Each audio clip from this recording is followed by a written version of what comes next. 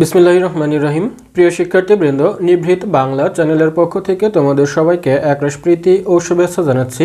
আমি মোহাম্মদ আসিফ করিম শিমুল, প্রভাষক বাংলা, সুলতান Mahmud degree college, Senbag, Noakhali. প্রিয় শিক্ষার্থীবৃন্দ, আজকের ভিডিওতে আমরা আলোচনা করব বাংলা ব্যাকরণের গুরুত্বপূর্ণ একটি টপিকস, ব্যাকরণিক শব্দ শ্রেণীর প্রকারভেদের মধ্য থেকে সর্বনাম সম্পর্কে। প্রিয় শিক্ষার্থীবৃন্দ, আমরা ইতোপূর্বে ব্যাকরণিক শব্দ শ্রেণী হিসেবে বিশেষ্য সম্পর্কে আলোচনা করেছি। আমরা আজকের ভিডিওতে সর্বনাম সম্পর্কে আলোচনা করব। তো চলো প্রিয় বন্ধুরা, আমরা সরাসরি আলোচনায় প্রবেশ করি। প্রিয় শিক্ষার্থীবৃন্দ, তোমরা ব্যাকরণিক শব্দ শ্রেণীর ক্লাসে দেখেছিলে যে আমরা ব্যাকরণিক শব্দ শ্রেণীকে টোটাল 8টি শ্রেণীতে বিন্যস্ত করেছিলাম এবং আমরা এটাও বলেছিলাম মাধ্যমিক পর্যায়ে আমরা যেটাকে পদ হিসেবে জেনে এসেছি, উচ্চ মাধ্যমিক পর্যায়ে সেটাই ব্যাকরণিক শব্দ শ্রেণী হিসেবে জানব। তো সেই ক্ষেত্রে আমরা যেটাকে সর্বনাম বলছি সেটা অ্যাকচুয়ালি সর্বনাম পদ। তো এই সর্বনাম জিনিসটা কি আমরা তোমাদেরকে একটু বোঝানোর চেষ্টা করি। আমাদের আজকের আলোচ্য বিষয় সর্বনাম বা ব্যাকরণিক শব্দ শ্রেণী হিসেবে সর্বনাম সম্পর্কে আলোচনা করো, এরকম তোমাদের প্রশ্ন হতে পারে। তো তোমাদের বোর্ড পরীক্ষায় এই সর্বনাম থেকে যে ধরনের প্রশ্ন হতে পারে সেগুলো হচ্ছে যে ব্যাকরণিক শব্দশ্রেণী বলতে কী বোঝো, ব্যাকরণিক শব্দশ্রেণী হিসেবে সর্বনাম সম্পর্কে আলোচনা করো। যদি এরকম প্রশ্ন আসে তাহলে এই সর্বনামের যতগুলো ক্লাসিফিকেশন আছে সংজ্ঞাসহ সবগুলোই তোমাদেরকে তুলে দিতে হবে। আর অন্যভাবে প্রশ্ন আসতে পারে, একটা অনুচ্ছেদ দেওয়া থাকতে পারে, সেই অনুচ্ছেদ বলা থাকবে যে নিম্নের অনুচ্ছেদ থেকে 5টি সর্বনাম পদ বা সর্বনাম চিহ্নিত করো, অথবা তোমাদের বেশ কয়েকটি বাক্য দেওয়া থাকবে, সেই বাক্যের ডান পাশে উল্লেখ করে দেওয়া থাকবে যে এখানে সর্বনাম পদ কোনটি চিহ্নিত করো। এইভাবে তোমাদের ব্যাকরণিক শব্দশ্রেণী থেকে প্রশ্ন এসে থাকে। তো আমরা আজকে যে প্রশ্নটা নিয়ে আলোচনা করতে যাচ্ছি সেটা হচ্ছে ব্যাকরণিক শব্দশ্রেণী হিসেবে সর্বনাম সম্পর্কে আলোচনা করো। তো সর্বনাম সম্পর্কে যদি আলোচনা করতে যাই, আমাদের প্রথমেই আলোচনা করতে হবে বা প্রথমেই জানতে হবে সর্বনাম জিনিসটা কি। প্রিয় বন্ধুরা, তোমরা খেয়াল করো, আমরা এই জায়গাতে দুইটা জিনিস পাচ্ছি, একটা হচ্ছে সর্ব আর একটা হচ্ছে নাম। সর্ব শব্দের অর্থ হচ্ছে সব বা সকল। তার মানে সংজ্ঞা থেকেই আমরা কিন্তু নামকরণটা বুঝে নিতে পারছি যে সর্বনাম তাহলে কি জিনিস। সর্বনামের পরিবর্তে বা সব নামের পরিবর্তে বা সকল নামের পরিবর্তে যে জিনিসটা বসে সেটাকে বলা হয় সর্বনাম। এক কথায় যেটাকে আমরা বিশেষ্য দেখিয়েছিলাম, যে বিশেষ্য বলতেই আমরা নাম বুঝেছিলাম। তো বিশেষ্যের পরিবর্তে যে সকল শব্দ ব্যবহৃত হয় তাকে সর্বনাম বলে। তো আমরা সেই জায়গাতে নামটা দিয়ে, সর্বনামটা দিয়ে আমরা সংজ্ঞায়িত করছি সব নামের পরিবর্তে যে শব্দটা ব্যবহৃত হয় সেটাকেই সর্বনাম বলে। যেমন একটা উদাহরণ দিই, মনে করো যে রহিম কলেজে যায়, সে খুব মেধাবী। খেয়াল করো, আমরা এখানে দুইটি বাক্য লিখেছি। প্রথম বাক্যের যিনি সাবজেক্ট রহিম,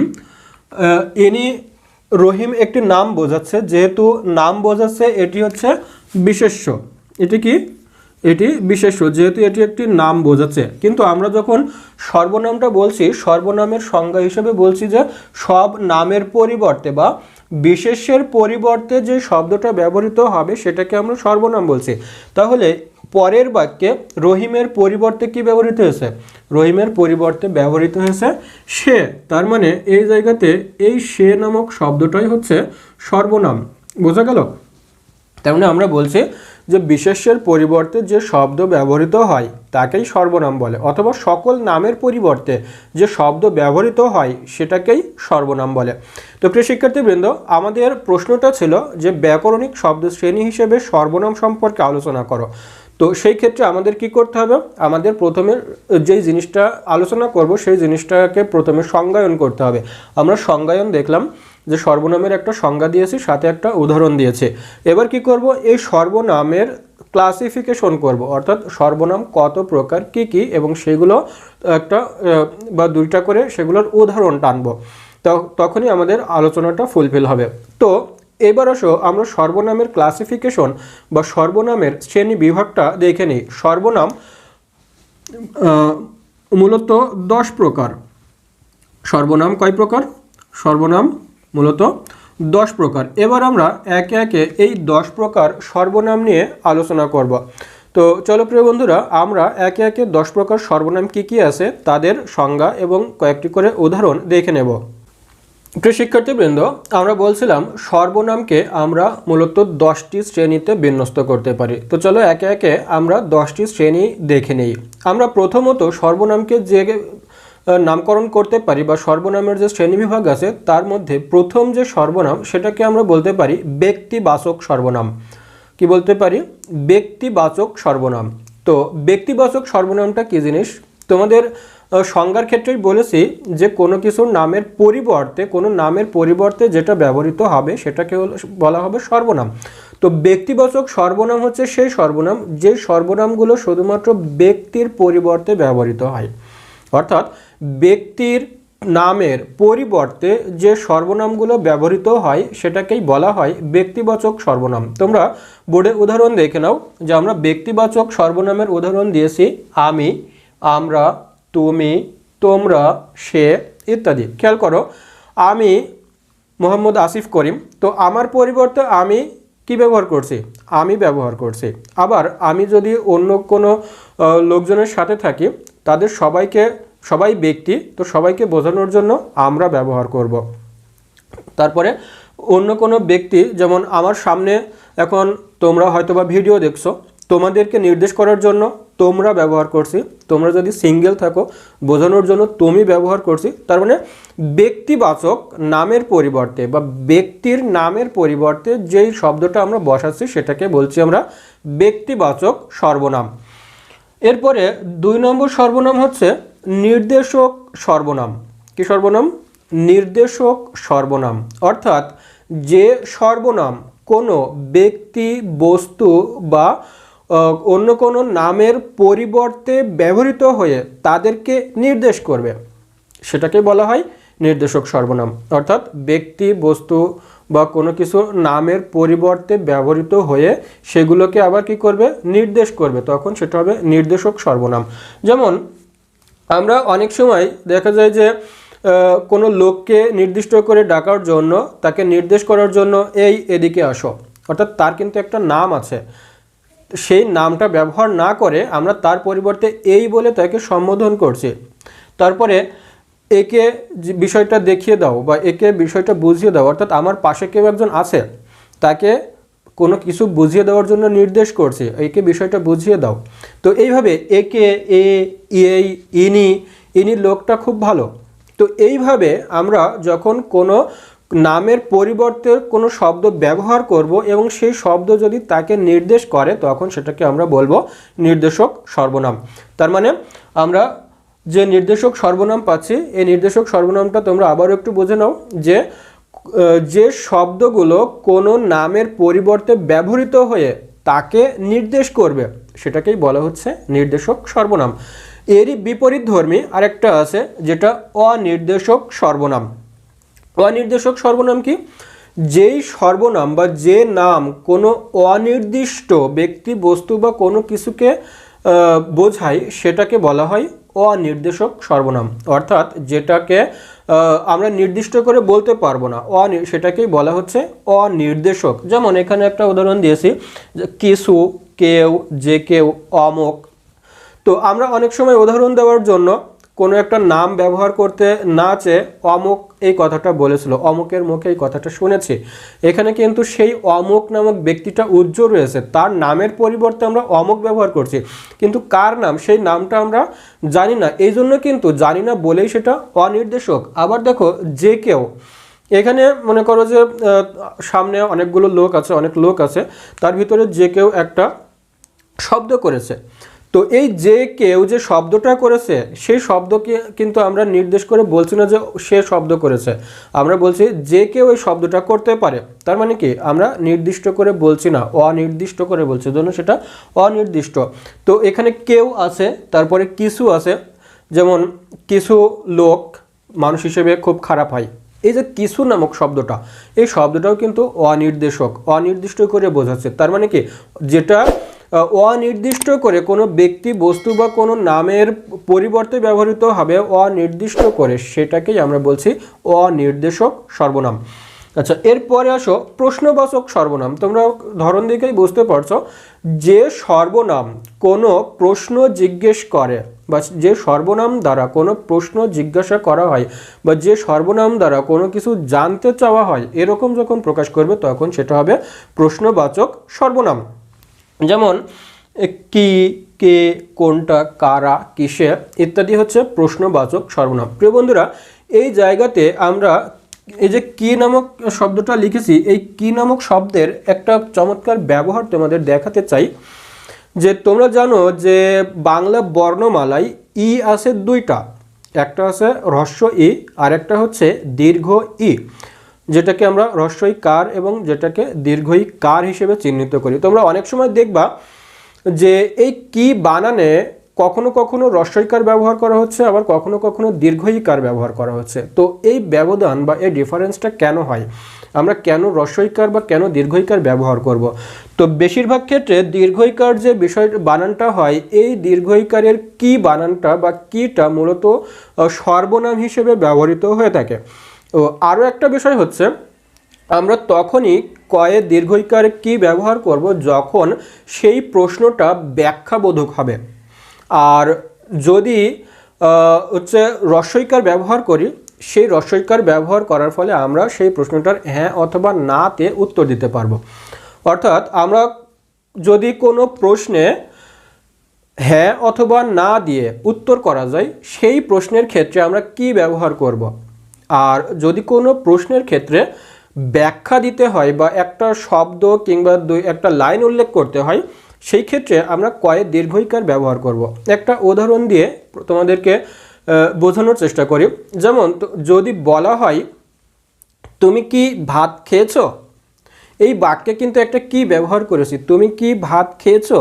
এই বাক্যের উত্তরে তোমরা বলতে পারবে হ্যাঁ। যদি হ্যাঁ বলো বুঝে নেব খেয়েছো, যদি না বলো বুঝে নেব খাইনি।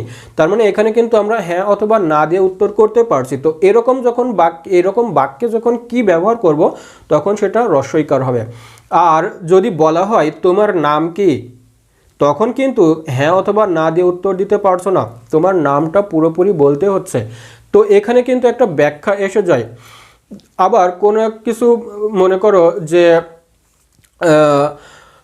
কোনো কিছু একটা জানতে চাওয়া হলো, সেখানে ব্যাখ্যা করতে বলা হয়, তোমাদের অনুধাবনমূলক প্রশ্নে যেরকম থাকে বলতে কি বোঝো, যে এই জিনিসটা বলতে তুমি কি বোঝো, এই যে কি শব্দটা এখানে কিন্তু তখন দীর্ঘইকার হবে, যেখানে ব্যাখ্যা চাওয়া হবে কিংবা একটা লাইন। তো আশা করি এই বিষয়টা বুঝতে পেরেছো। তবে বেশিরভাগ ক্ষেত্রে দীর্ঘইকার যেটা হয় সেটা মূলত প্রশ্নবোধক হিসেবে ব্যবহার করা হয়, সেটা প্রশ্নবোধক সর্বনাম হিসেবে থাকে। তো এর পরের সর্বনাম হিসেবে আমরা যেটা দেখছি সেটা হচ্ছে আত্মবাচক সর্বনাম।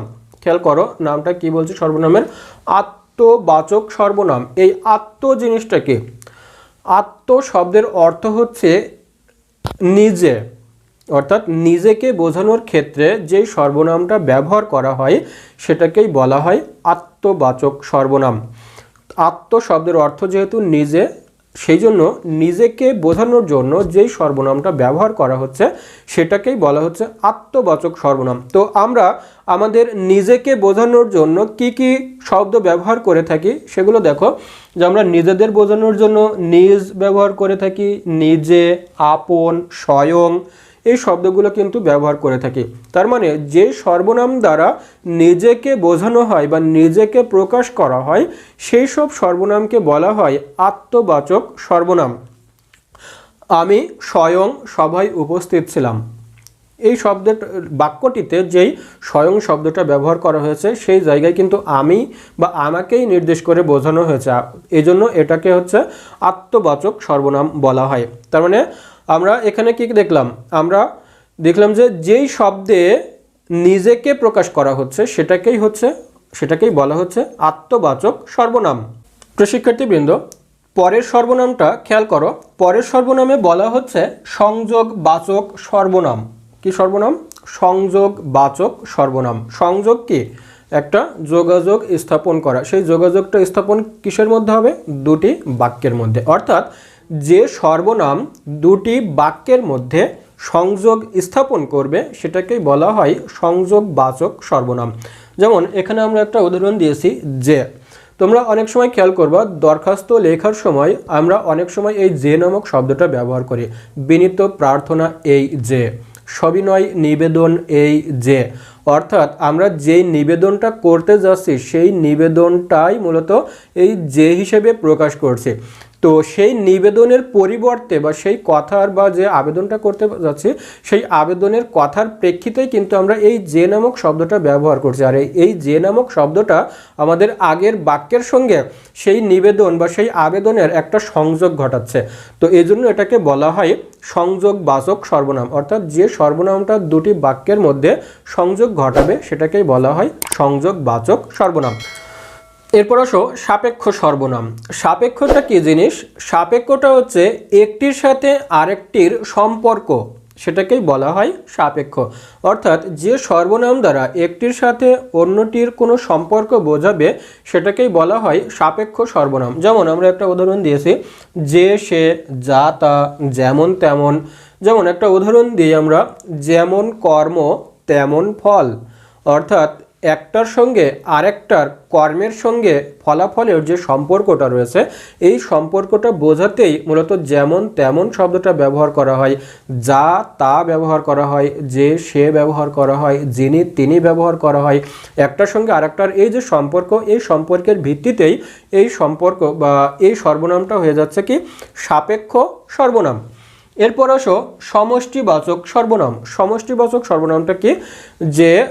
যে সর্বনাম কোনো ব্যক্তি বা বস্তুর সমষ্টিকে নির্দেশ করবে সেটাকেই বলা হচ্ছে সমষ্টিবাচক সর্বনাম। আবারও বলছি, যে সর্বনাম কোনো ব্যক্তি বা বস্তু বা গোষ্ঠীর সমষ্টিকে নির্দেশ করবে সেটাকেই বলা হয় সমষ্টিবাচক সর্বনাম। যেমন সকল, সবাই, সব, উভয়, এগুলো কি? এগুলো কিন্তু ব্যক্তির একটা সমষ্টি নির্দেশ করে। এক জায়গায় অনেকে আছেন, আমরা সেটাকে বলি কি সবাই উপস্থিত আছেন। তো এই যে সবাই, সবার পরিবর্তে কিন্তু ব্যবহৃত হচ্ছে এবং সবাই বলতে কিন্তু আমরা একটা সমষ্টি বুঝছি, সব বলতেও সমষ্টি বুঝছি, সকল বলতেও সমষ্টি বুঝছি। তো যখন কোনো সর্বনাম কোনো ব্যক্তি বস্তুর সমষ্টিকে নির্দেশ করবে তখন সেটা হয়ে যাবে সমষ্টিবাচক সর্বনাম। এরপরে আসো, এরপরে হচ্ছে পারস্পরিক সর্বনাম। পারস্পরিক বলতে আমরা কি বুঝি? পারস্পরিক বলতে বুঝি একে অন্যের প্রতি নির্ভরশীলতা। একটা আরেকটার উপর নির্ভরশীল যখন হবে সেটাকে বলা হয় পারস্পরিক। আমরা এর আগে সাপেক্ষ দেখেছি একটার সাথে আরেকটার সম্পর্ক, আর যখন সেটা পারস্পরিক বলছি একটার উপর আরেকটা নির্ভরশীল যখন হচ্ছে তখন সেটাকে বলা হয় পারস্পরিক সর্বনাম। যেমন আমরা উদাহরণ দিয়েছি একে অন্যে, পরস্পর, নিজেরা নিজেরা। যেমন নিজেরা নিজেরাই কাজটা করে ফেলো। আমরা তোমাদেরকে যখন হোমওয়ার্ক দিই কিংবা ক্লাস ওয়ার্ক দিই, দেখা যাচ্ছে একটা দল করে দিই, একটা গ্রুপ করে দিই, সেই গ্রুপে যে কয়জন সদস্য থাকে হয়তো বা 5 জন থাকতে পারে, তখন সেই 5 জনকে বলা হয় নিজেরা নিজেরা আলোচনা করে বিষয়টা সমাধান করো। এই যে নিজেরা নিজেরা, এটাই কি? এটা কিন্তু একের সঙ্গে আরেকজনের একটা নির্ভরতা বোঝাচ্ছে। এই জন্য এটাকে বলা হয় পারস্পরিক সর্বনাম অথবা পরস্পর মত বিনিময়, একজনের সঙ্গে আরেকজনের মত বিনিময়, একে অন্যে মত বিনিময়। এই জন্য কি এগুলো পরস্পর যেহেতু নির্ভরতা বোঝাচ্ছে এই জন্য এটাকে বলা হয় পারস্পরিক সর্বনাম। এরপরে সর্বশেষ যে 10টা আমরা সর্বনামের কথা বলেছিলাম তার মধ্যে 10 নম্বর বা সর্বশেষ সর্বনাম হচ্ছে অন্যবাচক সর্বনাম। অন্যবাচক কি? নিজে ভিন্ন অন্য যে কোনো অনির্দিষ্ট ব্যক্তিকে যদি বোঝানো হয় সেক্ষেত্রে সেটাকে আমরা বলবো অন্যবাচক সর্বনাম। আবারও খেয়াল করো, নিজে ভিন্ন অন্য যে কোনো অনির্দিষ্ট ব্যক্তিকে বোঝাতে হবে, তখনই সেটা হবে অন্যবাচক সর্বনাম। আমরা এর উদাহরণ দিয়েছি অন্য, পর, অপর, অন্যান্য। এই সমস্ত শব্দগুলো মূলত অন্যবাচক সর্বনাম। তো প্রিয় শিক্ষার্থীবৃন্দ, ব্যাকরণিক শব্দশ্রেণী হিসেবে সর্বনাম সম্পর্কে এই ছিল মোটামুটি আলোচনা।